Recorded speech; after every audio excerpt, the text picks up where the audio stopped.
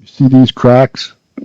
If you don't put a membrane over them, they will crack and keep cracking like a highway going through your floor. But I do have a plan, and I'm going to show you how to do it exactly.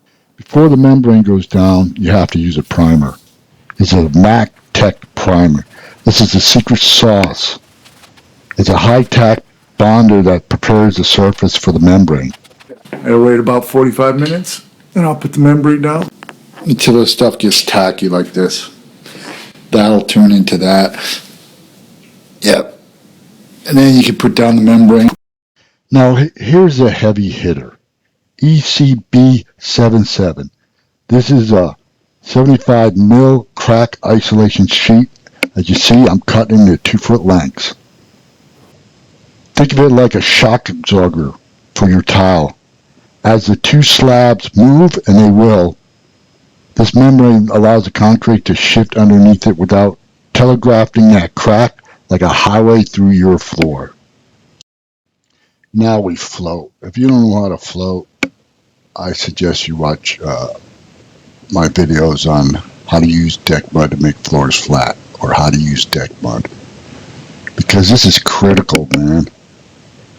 If this isn't flat, your tile will rock. You'll get lippage. Period. Plus, I've made this floor level. You can make it level by floating it. Now the fun parts. Setting a tile with no lippage. This is where it starts to look like something. No cracks, no movement, no callbacks. And by floating this dead flat, it goes easy.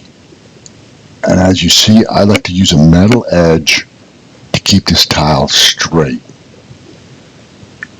That's a key to setting tile, keeping that row straight.